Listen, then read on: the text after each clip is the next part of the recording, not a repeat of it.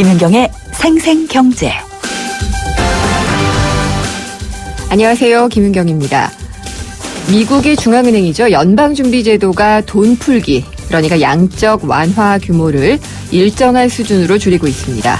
오늘 새벽 회의가 열렸는데 월 450억 달러씩 풀던 돈의 규모를요, 다음 달부터는 또 100억 달러를 추가로 줄이기로 했습니다. 그리고 지금 거의 제로죠. 0%인 초저금리 기조도 상당 기간 이어가겠다라고 밝혔으니까 시장에 충격은 없었습니다. 우리나라의 부동산 규제는 속도를 더 내서 완화될 조짐이죠. 특히 금융규제 완화, 이른바 DTI, LTV 규제를 더 완화할 것이라는 전망이 힘을 받고 있는데요. 시장에 어떤 영향을 미칠지에 대해서는 분석이 엇갈리고 있습니다. 어제 작년 공공기관 경영 실적을 평가한 결과가 나왔죠. 낙제점 받은 곳이 재작년에 비해서 거의 2배 늘었습니다. 기준을 좀 더 엄격하게 했기 때문이라고 하는데, 특히 낙제점 받은 곳엔 관피아 출신들이 많았죠. 그래서 관피아 척결에도 속도가 붙을 것으로 보이는데, 완화해선 안 되는 것이 바로 이런 기준일 겁니다. 김윤경이 뽑은 오늘의 생생 키워드, 완화입니다.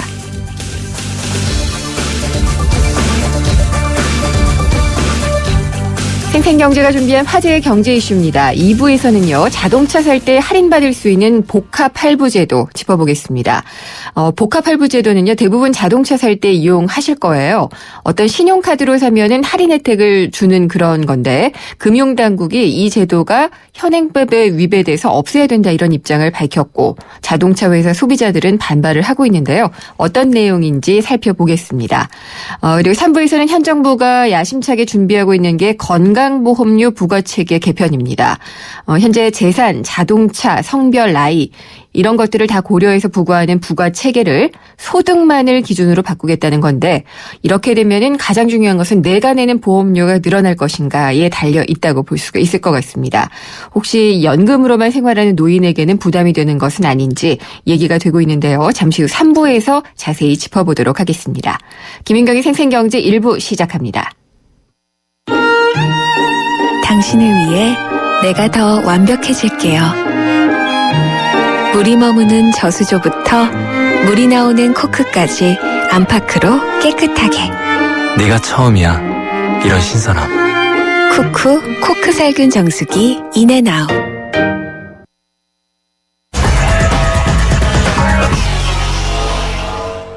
네, 오늘 증시 알아보겠습니다. 동양증권 금융센터 삼성역 지점의 박진희 차장입니다. 안녕하십니까? 네, 안녕하세요. 네, 오늘 시장은 어떻게 끝났나요?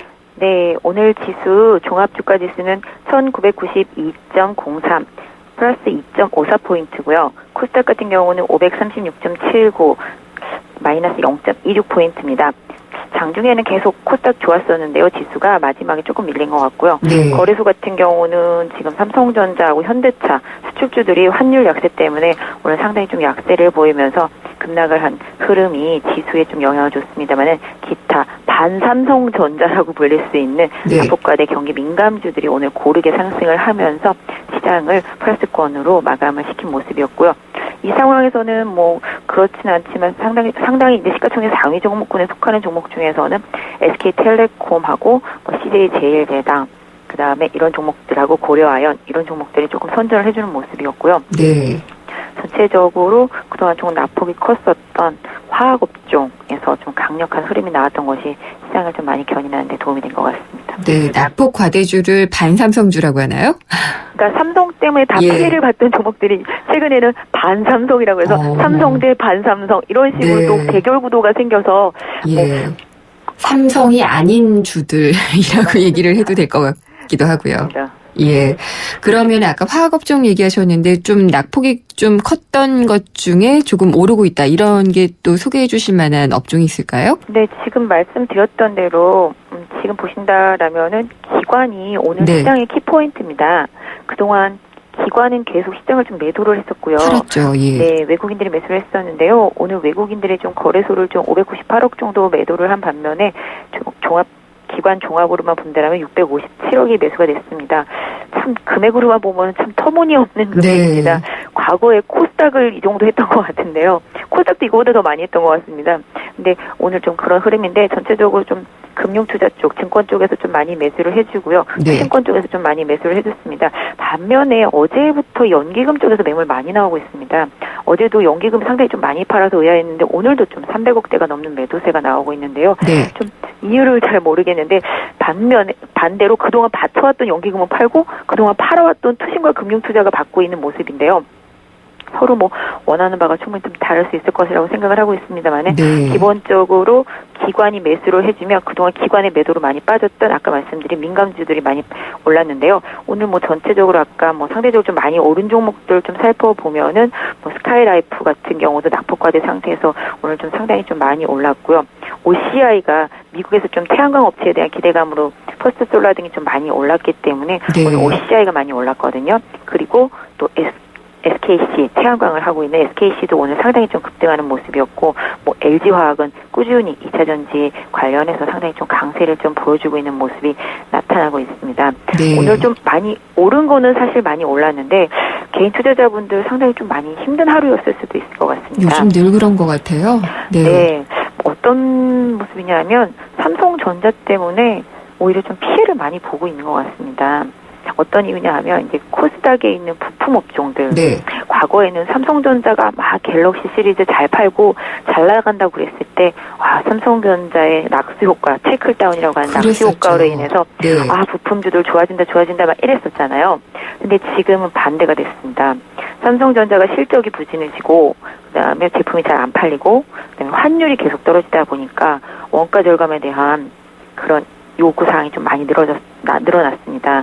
그러다 보니까 부품업체들은 안 그래도 단가이나 압력계로 시달리고 있는데 환율까지 안 좋아 버리니까 네. 상당히 실적에 대한 부담감을 안게 되고요. 또 6월이 지나게 되면 7월부터는 또 실적 압박이 들어오기 때문에 실적 관련해서 부담이 상당히 많이 생겨서 오늘 부품주들의 하락이 상당히 눈에 많이 띄었습니다. 그렇군요. 특히 뭐 일진 디스플레이도 상당히 네. 급락을 하면서 하단권이었던 10,000원이 깨진 상태가 되겠고요.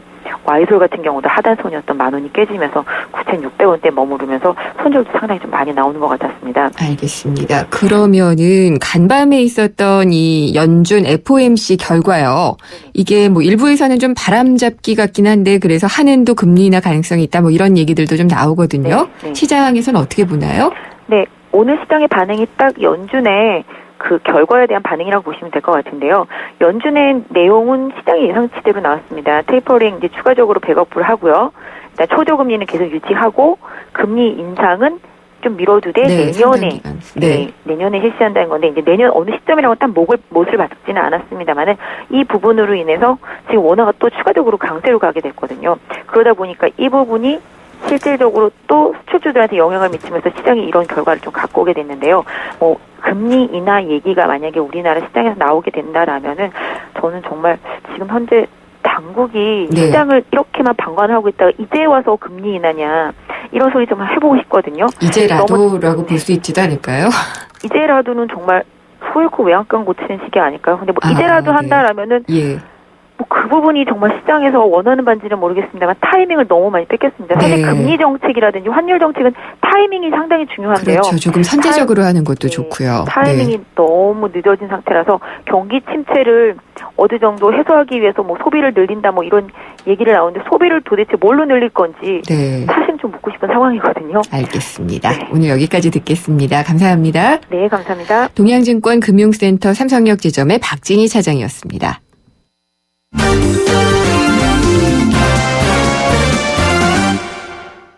오늘의 주요 경제 뉴스 정리해 보겠습니다. 한국일보 이성철 부국장입니다.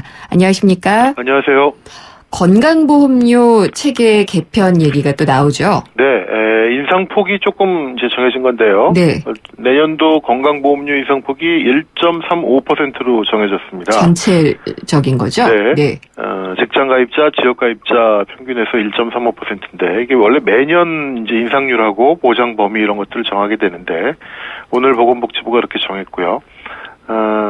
이렇게 되면은 이 직장가입자 같은 경우에요. 네. 세대당 월 평균 보험료가 이건 물론 소득에 따라서 다릅니다. 평균을 냈을 때 지금은 월 평균 94,290원 에서 을 내고 있는데 내년에는 95,550원 그래서 한 1,200원, 260원쯤 오르게 될 것 같고요. 지역가입자 같은 경우는 평균 82,290원에서 83,400원으로 1,110원 오르게 됩니다. 물론 더 많은 소득을 올리시는 분들은 굉장히 더 많이 올라갈 가능성이 있습니다. 네. 근데 사실 굉장히 적은 폭인데 2010년에 4.9%가 올랐고 2011년이 5.9%, 2012년이 2.8%, 작년이 1.6%, 올해는 1.35%, 올해가 1.7%, 내년이 1.35% 이렇게 네. 되는 건데요. 인상폭이 계속 낮아지고 있죠. 그건 쉽게 말하면 건강보험 재정이 그만큼 좋아지고 있다는 얘기입니다. 예. 다른 기금에 비해서는 건보기금이 제일 지금으로서는 건전한 것 같더라고요. 그렇습니다. 예. 사실 건보 범위도 확대되면서 재정도 건실화되고 그동안 아무튼 이 건강보험이 새 나가는 부분들이 굉장히 많았었는데 그것들을 다 이제 틀어 막았고 또 소득에 따라서 부과 기준을 굉장히 또 엄격하게 한 부분도 있고 그래서 건강보험 재정은 재정대로 건실해지면서 인상폭 최소화하고 보장 범위는 넓어지고 네. 비교적 바람직한 방향으로 가고 있는 것 같습니다. 내년 같은 경우는 이제 보장 범위가 확대되는 분야로는요. 4대 중증질환 보장성 부분이 일부 확대되는 게 있고요. 또 몇 차례 말씀을 드렸습니다만 선택진료비라든가 상급병실료, 간병비, 이른바 지금 비급여 항목으로 되어 있는 3대 항목들 네. 이 부분들이 단계적으로 급여 쪽으로 그러니까 보험으로 커버가 되는 쪽으로 이제 전환이 됩니다. 그리고 70세 이상 노인 임플란트라든가 틀니 보장 부분도 강화되는 것이 있고요. 그래서 내년에는 조금 더 많은 혜택을 볼 수가 있게 되는데 다만 그런 건 있습니다. 건강보험이 이 확대되는 분야들이 많음에도 불구하고 인상폭은 적고요. 네, 인상폭은 적고 네. 하지만 일반 국민들이 병원비는 왜 이렇게 비쌀까? 물론 감기나 뭐 이런 것들은 굉장히 이 적은 비용으로 할 수가 있겠지만 왜 병원 가면은 특히 이제 종합병원이나 이런 데 가면 왜 이렇게 치료비가 비쌀까? 건강보험 커버가 늘어난다고 하는데 근데 그건 이제 아마 그런 부분일 겁니다. 새로운 의료기술, 새로운 또 의료기자재 같은 것들이 계속 도입이 되지 않습니까? 네. 그러니까 그런 것들은 또 이 도입 초기에 새로운 기술, 새로운 의료 서비스 이런 것들은 당장 보험으로 커버가 안 되거든요. 그러니까 건강보험으로 커버가 되는 분야가 늘어나고 있음에도 불구하고 또 이 건강보험으로 커버되지 않는 고가의 첨단 치료 서비스들이 또 늘어나고 있기 때문에 네. 그런 것들을 선택하시는 분들은 여전히 고가의 어떤 이 치료 비용 이런 것들을 아마 지불하시고 있는 걸로 알고 있습니다. 네. 건강보험 기금이 상대적으로 좀 건실하다 이런 얘기를 지금 나눴는데 네. 그래도 우리가 좀 오래 살게 됐잖아요. 그럼요. 전체적으로 오래 살게 됐고 또 연금 소득 받는 분들에게도 뭐 이렇게 많이 내라라고 보험료를 또 가입하기는 좀 어려운 그런 상황에서 네. 언제까지나 건실할 수는 없을 것 같아요. 그리고 어차피 고령화 사회가 되면은 네. 건강보험으로 커버되지 않는 의료비들이 현실적으로 많기 때문에 그거는 또 어떤 개인 사적인 민간보험 쪽으로 커버를 해야 되는 그런 아마 준비도 네. 필요하실 것 같습니다. 그리고 대부업체들이 전면으로 많이 나와서 양성화가 됐잖아요. 네. 근데 대형화도 되고 있다고 하네요. 대부업체들도 예 그렇습니다. 점점 이 대형화, 양극화가 심해지고 있는 것 같은데 쉽게 말해서 영세한 소형 대부업체들은 문을 닫는 업체들이 많아지고요.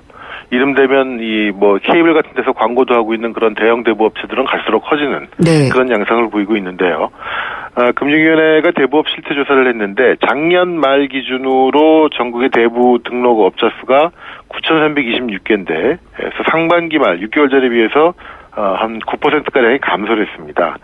특히 수익성이 나빠지면서 영세 대부업자들은 많이 폐업이 됐고 그래서 개인 대부업자 수는 한 900개 이상이 늘었고요. 반면에 법인 형태로 기업형 대부업체들은 15개 정도가 늘었고 네. 특히 자산이 1,100억 원이 넘는 비교적 대형 업체들은 17개나 늘어났다고 합니다.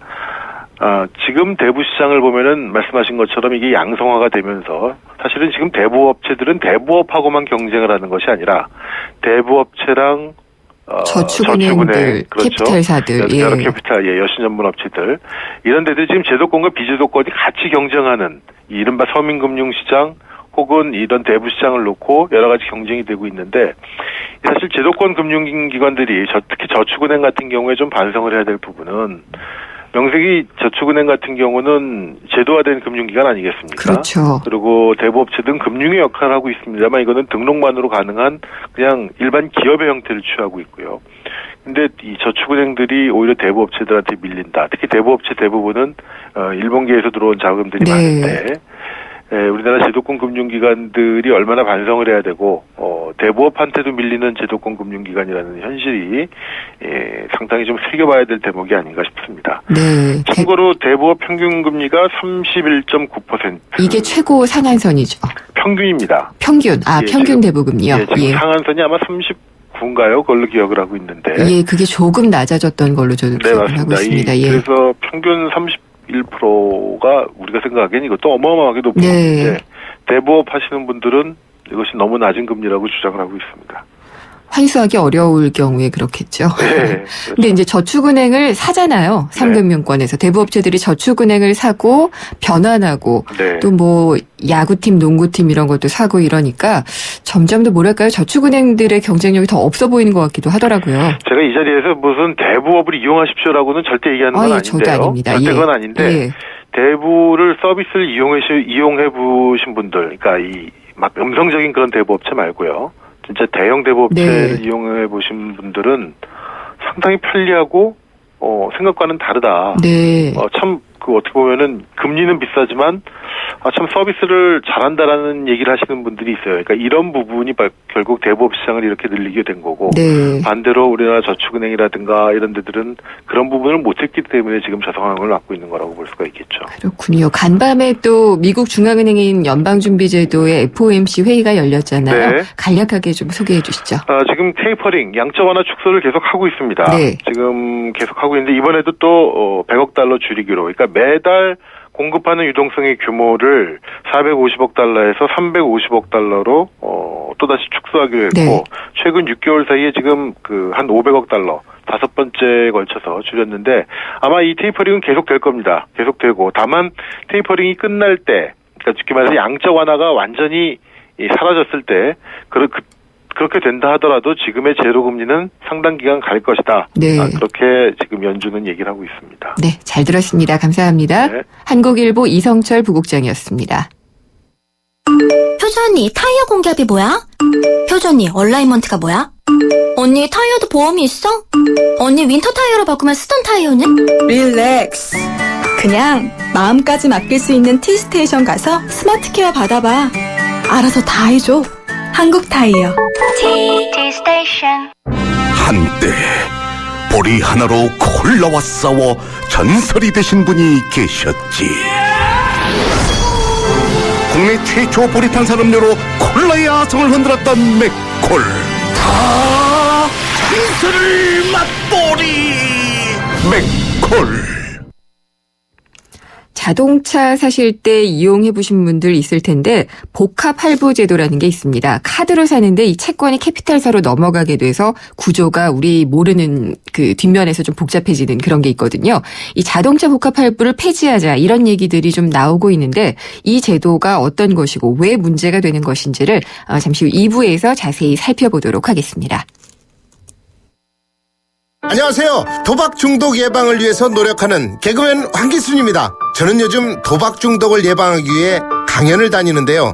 지금도 우리 주위에는 많은 사람들이 도박 문제로 고통을 받고 있습니다. 본인이나 가족이 그런 고통 속에 있다면 24시간 상담 전화 1336을 눌러보세요. 전문가들로부터 도움을 받는 희망의 빛 상담 전화입니다. 도박 문제 전문가와 상담하세요. 국번 없이 1336. 예방부터 치유까지 24시간 상담으로 도움을 드립니다. 이 캠페인은 사행산업통합감독위원회와 한국도박문제관리센터가 함께합니다. YTN Hops English Debating Championship. YTN이 주최하고 YTN 라디오가 후원하는 2014 청소년 영어 토론 대회가 오는 7월과 8월 개최됩니다. YTN과 함께하는 꿈과 열정의 무대. 청소년 여러분의 많은 참가 바랍니다. 20년차 경제 전문 기자 김인경 기자가 전하는 알기 쉬운 경제 이야기. 김인경의 생생경제.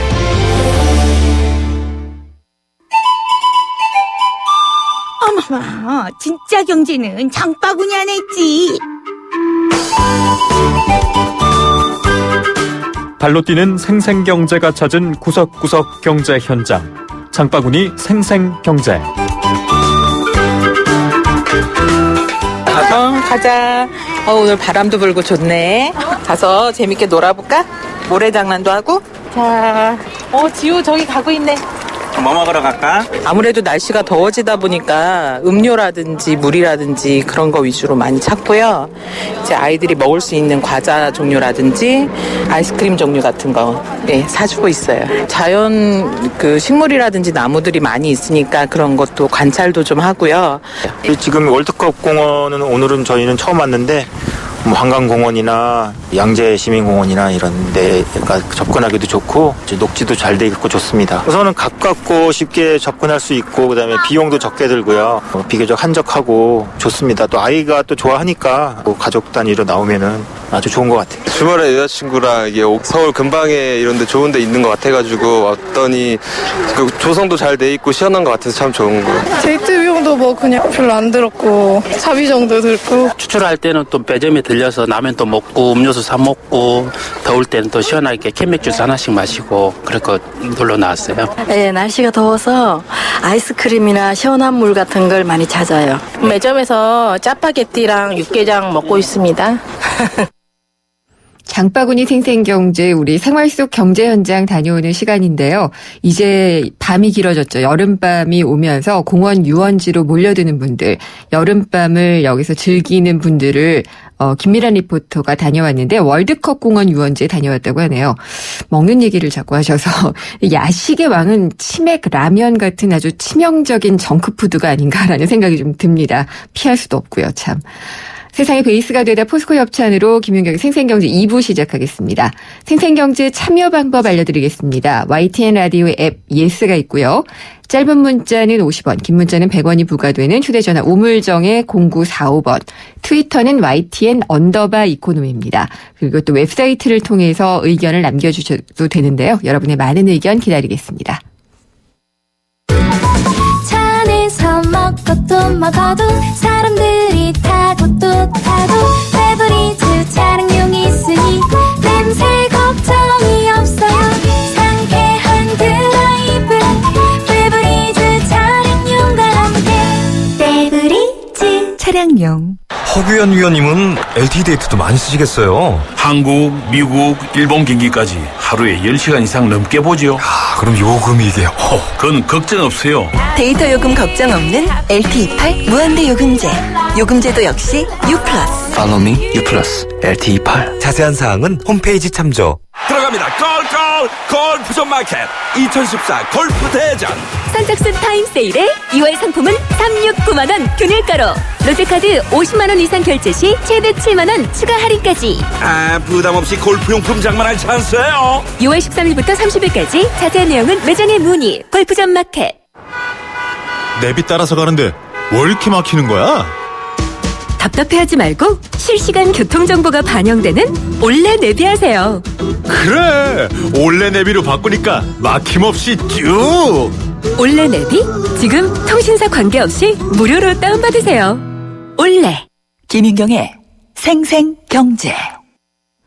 차 살 때 보통 어떻게 사세요? 현금으로만 내고 사는 경우도 물론 있겠지만 보통은 많은 분들이 캐피털사에서 할부금융을 받거나 요즘은 또 카드 많이 권하잖아요. 저도 3년 전인가요? 바꿀 때 카드를 새로 만들었더니 뭔가 혜택이 있다라고 해서 카드로 일부분을 결제를 했던 그런 기억이 있어요. 근데 이 카드로 결제를 하지만 그 채권이 캐피탈사에 넘어가는, 그래서 결국은 소비자가 캐피탈사에 대출을 상환을 하는 형식으로 사게 되는 게 바로 복합 할부제도입니다.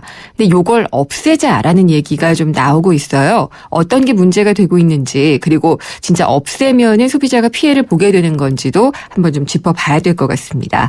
이재현 금융연구원 선임연구위원이 전화로 연결돼 있습니다. 안녕하십니까? 네, 안녕하세요. 예, 복합 할부제도 제가 설명드린 게 맞나요? 네, 정확하게 말씀을 해주셨는데요. 복합 할부제도라는 것은 그 할부금융사로부터 네. 대출을 받아서 자동차를 구입하는데 그 과정에 신용카드가 이제 개입이 되는 그런 구조입니다. 네. 그래서 일단 그 자동차를 사는 사람들이 캐피탈사하고 할부 계약을 맺은 상태에서 신용카드를 이용해서 자동차를 구입하게 되는 거고요. 네. 이때 그 신용카드사가 자동차 회사에 카드 매출 대금을 먼저 지급을 하고요. 그다음에 이 카드 대금은 캐피탈사로부터 그 구매자가 대출받은 그 자금이 카드사로 지불이 되면서 네. 카드사와의 관계는 끝이 나고요. 네. 그러고 나서는 이 자동차 구입자인 소비자는 캐피탈사에 대해서 할부 대출금을 일정 기간 동안 나누어 상환하게 됩니다. 근데 여기서 이제 중요한 것은 이제 복합할부금융에서 가장 중요한 것은 신용카드사가 가맹점인 자동차 회사로부터 받게 되는 약 1.9%의 가맹점 수수료가 있는데 네. 이 가맹점 수수료를 신용카드사, 캐피탈사, 소비자, 자동차 영업사원이 서로 나눈다는 것이죠. 예. 그래서 예를 들어서 신용카드사가 자동차 회사로부터 한 1.9%의 가맹점 수수료를 받으면 약 한 0.2% 정도를 소비자에게 캐시백으로 네. 돌려주고요. 예. 그다음에 1.37% 정도를 캐피탈사에 제휴 수수료로 주게 됩니다. 그럼 캐피탈사는 이 중에 1% 정도를 소개해준 자동차 영업사원에게 판매 수수료를 주고 네. 나머지를 고객의 할부금리 인하에 사용하는 그런 구조로 돼 있습니다. 그러니까 이렇게 복잡한 먹이사슬이 생기게 된 게요. 네. 그러니까 자동차 회사는 조금 더 싼 가격에 소비자들에게 파는 것처럼 하고 싶었을 거고요. 네. 카드사들도 그러면서 수수료를 가맹 수수료를 또 먹는다는 표현이 좀 그렇지만 먹을 수가 있고 캐피탈사도 여기에 같이 개입을 할 수가 있으니까 모두가 다 이해관계가 걸려 있는 거잖아요. 예, 근데 거기서 이제 그 자동차 영업사원이 그런 역할을 하고요. 네. 결국 이제 자동차 회사는 가맹점 수를 부담하는 그런 부담을 지게 됩니다. 아, 그렇군요. 예. 근데 이 복합할부가 많아졌나요? 복합할부라는 것이 처음에 나온 건 한 2005년 정도에 처음 시작이 되긴 했는데 네. 2010년에 삼성카드가 중소캐피탈하고 제휴하면서 이제 좀 더 커졌고요. 네. 그리고 2011년에는 현대캐피탈이 이 시장에 들어오면서 더 커졌습니다. 그래서 네. 2010년도에 한 삼성이 들어왔을 때는 한 8,700억 정도의 규모였는데 예. 이것이 2013년이 되면 4.6조 원으로 한 5배 정도 확대가 됐습니다. 그러면은 이게 늘어난 것은 소비자들의 수요가 많아서인가요? 아니면은 회사들이, 그러니까 그 맞물려 있는 모든 회사들의 이해가 다 걸려 있기 때문에 많아진 건가요? 소비자도 여기에 관여가 되니까 다 마찬가지인데요. 예. 어떻게 보면은 이제 우리나라 신용카드 제도의 문제에서 나올 수 있다고 보는데 우리는 신용카드를 쓰는 사람이나 현금을 내는 사람이나 가격이 똑같습니다. 네. 근데 신용카드를 쓰는 사람은 신용카드 사용에 따른 어떤 캐시백이라든지 포인트를 받고요. 현금을 내는 사람은 동일한 가격이죠. 네. 그러다 보니까 현금을 내게 되는 그 소비자들도 신용카드를 쓰고 싶은 그런 욕구가 있고 네. 이 구조가 전부 다 모여져 가지고 이런 상품이 나타난 거죠. 그렇군요. 그러면은 지금 이 복합할부제를 폐지하자라고 주장하는 쪽은 어딘가요? 일단 가장 큰 쪽은 현대자동차, 그러니까 그 자동차 회사들이고요. 자동차 회사들은 생각하기에 현금으로 낼 사람들이 왜 신용카드로 결제를 하면서 가맹점 수수료를 발생시키느냐 이 부분에 대해서 가장 큰 불만을 가지고 있고요. 그리고 자동차 회사 입장에서는 이래저래 우리 차 살 사람인데 굳이 신용카드 안 내도 우리 차 살 사람인데 왜 카드가 여기에 개입이 되느냐라는 데 불만이 있고요. 그 점에서 또 한 가지는 그 가맹점 수수료를 가져가서 결국 소비자한테 혜택이 크게 가지도 않고 캐피탈사하고 카드사하고 자동차 영업사원이 다 나누고 고객한테 조금밖에 안 간다. 이런 데 대해서 불만을 제기를 하고 있습니다. 그렇군요. 그러면은 지금 이것과 관련한 금융연구원이 하신 간담회가 있었잖아요. 네네. 신용카드 연계하는 이 자동차 금융, 그러니까 복합할부의 적정성을 검토하고 개선하는 방안을 보자고 하셨던 건데, 박사님이 발제를 맡으셨잖아요. 네, 그렇습니다. 어떤 이야기들이 나왔고 어떤 발제를 하셨는지요? 일단 현대자동차 쪽의 주장들은 이 복합 할부금융 상품이 불합리하다는 점을 많이 지적을 했고요. 예. 아까 말씀드린 바와 같이 불필요한 카드가 개입이 되면서 가맹점 수수료 부담이 늘어나고 결국 원가 상승으로 간다라는 점을 지적을 하고 뭐 이런 문제점들 지적을 했고요. 한편 이제 이 복합 할부 상품의 필요성을 얘기하는 쪽에서는 네. 우선 또 다른 소비자가 이용할 수 있는 또 다른 하나의 상품이다. 그래서 소비자의 선택권 확대에 기여를 할 수 있고, 예. 그다음에 또 한 가지는 지금 현재 국내 신차 시장에서 문제점으로 지적되고 있는 현대캐피탈의 그 독과점을 완화하는 데 기여할 수 있다라는 점을 지적을 하고 있고요. 그다음 마지막으로 이쪽 찬성 쪽에서 얘기하는 바는 지금 현재 현대기아차가 현대캐피탈에 대해서 뭐 일정 마진을 보장해주는 방향으로 지원을 하고 있는데 네. 이 과정에서 다른 캐피탈사는 이 시장에 들어갈 수 없다는 거고요. 네. 그러다 보니까 중소캐피탈이 거의 뭐 영업을 할 수 없다 이런 점을 지적을 하고 있습니다. 혹시라도 그러면 중소캐피탈사들이 네. 이런 뭐 현대기아차 같은 경우에 이렇게 복합 할부금융을 하게 될 때 불이익을 받는 것도 좀 있었나요? 그러니까 그걸 시작하기 전에는 할부금융 시장에 현대자동차 관련된 할부금융 시장에 예.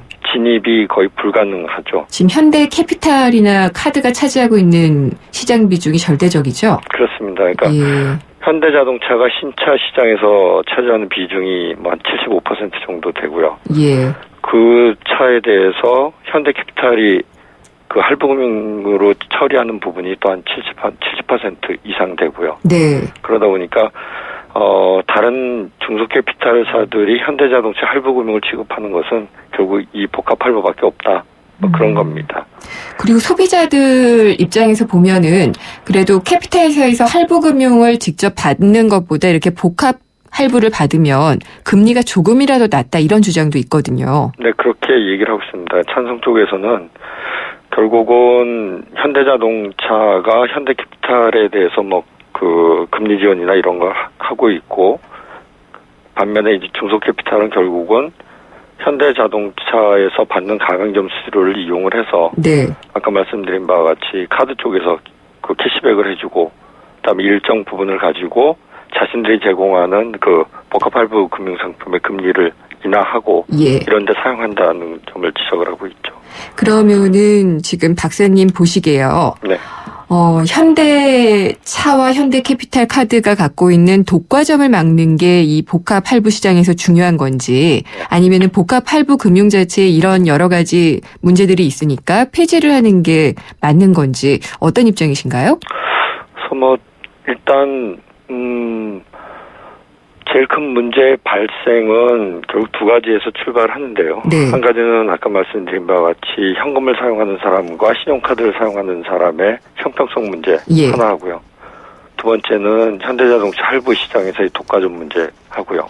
이 문제가 두 가지가 있는데 결국은 지금 문제가 독과점에서 출발하는 문제가 좀 더 크다 보니까 네. 이 할부금융을 통해서 이제 경쟁이 될 수 있거든요. 네. 그 현대자동차와 현대캐피탈과의 경쟁이 될 수 있고, 그래서 제일 좋은 것은 현대자동차 쪽에서 현대캐피탈하고만 그 할부 계약을 맺는 것을 좀 풀어서 예. 여타 중소 캐피탈들이 거기에 들어가게 되면 그 할부 계약을 맺는다는 얘기는 제휴 계약을 맺는다는 얘기는 자동차 회사가 이를테면 신용카드로 가는 네. 그 가맹점 수수료 일부분을 금리 지원을 할 수 있다는 얘기거든요. 그렇죠. 그러니까 예. 이 문제가 쉽게 풀리려면 그 시장이 열려서 중소캐피탈사들도 거기에 들어가면 네. 제가 아까 말씀드린 현대자동차 할부 시장에서의 독과점 문제와 네. 그다음에 할부 대출을 받아서 현금으로 낼 경우에는 카드 혜택을 못 받는 아무런 예. 혜택도 못 받는 현금 이용자들의 문제가 예. 뭐 다 해소되지 않을까 하는 생각입니다. 결국은 궁극적으로는 이 독점적인 관계가 문제가 되네요. 네. 예. 알겠습니다. 오늘 말씀 감사합니다. 네. 이재현 한국금융연구원 선임연구위원이었습니다.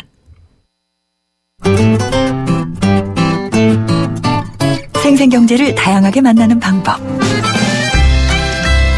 YTN 라디오 앱 예스와 웹사이트 김윤경의 생생경제 또는 트위터 YTN_이코노미로 실시간 듣기와 다시 듣기를 하실 수 있고 방송 내용에 대한 문의와 의견을 주실 수 있습니다.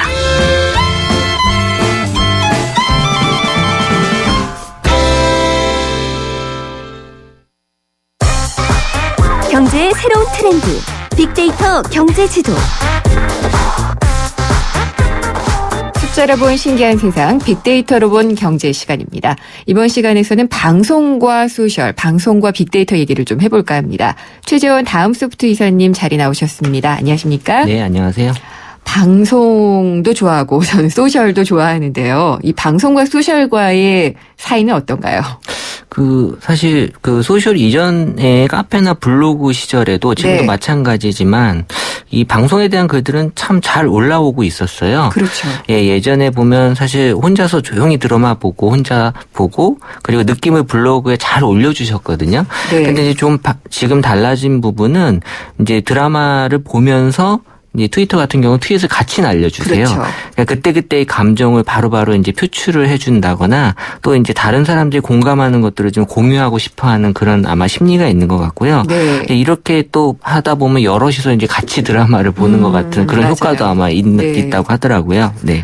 그러니까 각자 보잖아요. 방에서 아이들은 자기 스마트폰으로 보고 PC나, 예, 뭐 부모님들은 거실에서 보고. 그렇죠. 예, 거실에서 보면서 또 세컨드 스크린이라고 하잖아요. 네네. 태블릿이나 스마트폰을 가지고 또 보면서 뭐 감상도 올리고. 네네. 예.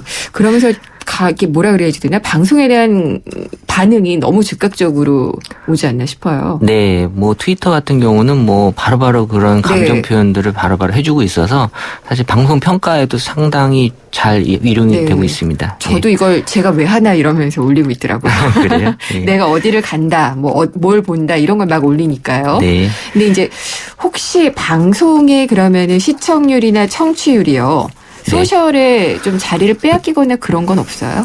근데 아직까지 방송의 시청률을 대체할 수 있는 지표는 없는 걸로 알고 있고요. 네. 사실 이제 소셜이라는 게 사실 인기 있는 지상파 드라마나 이제 예능 같은 경우에는 같은 시간대에 소셜 버즈가 많이 발생되는 이제 실시간성은 분명히 있습니다. 네.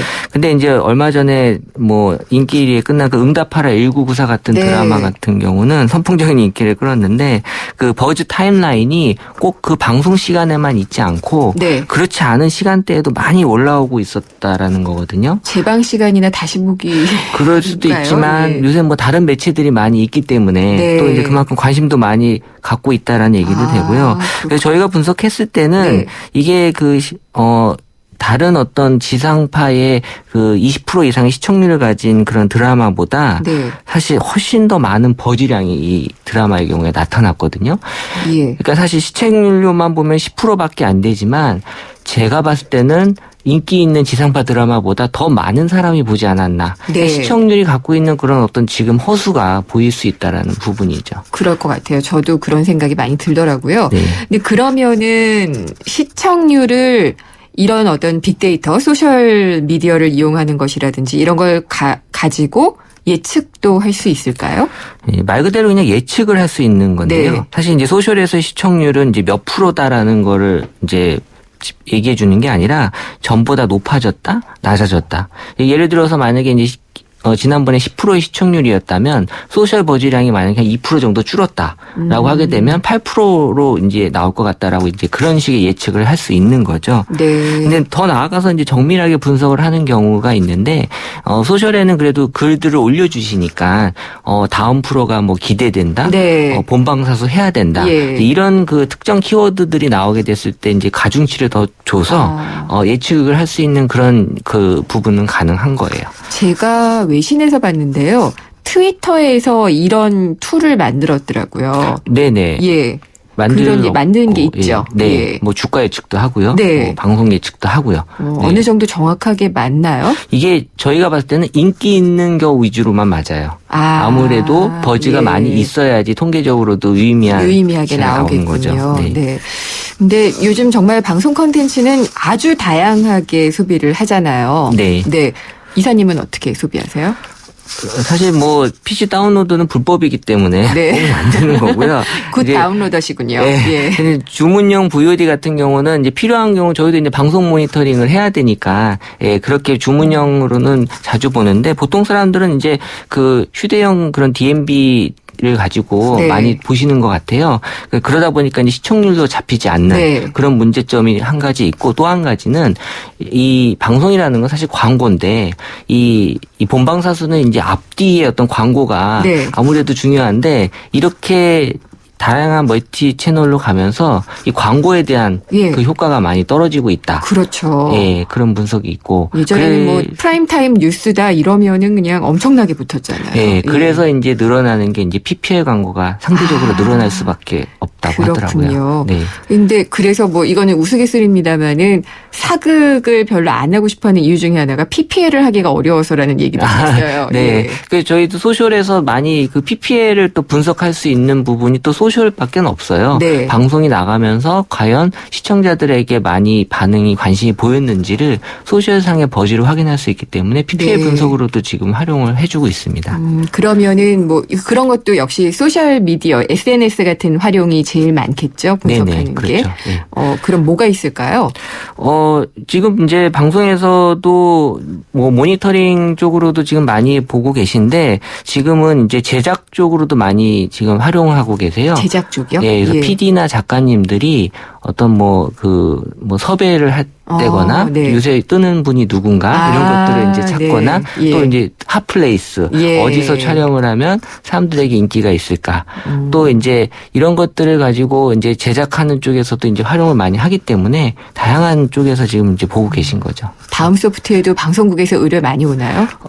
저희는 뭐 SBS하고 지금 일을 열심히 하고 있고요. 같이 하고 계시고요. SBS가 그쪽으로 많이 지금 이제 소셜 쪽으로 하고 있는 방송사 중에 하나인데요.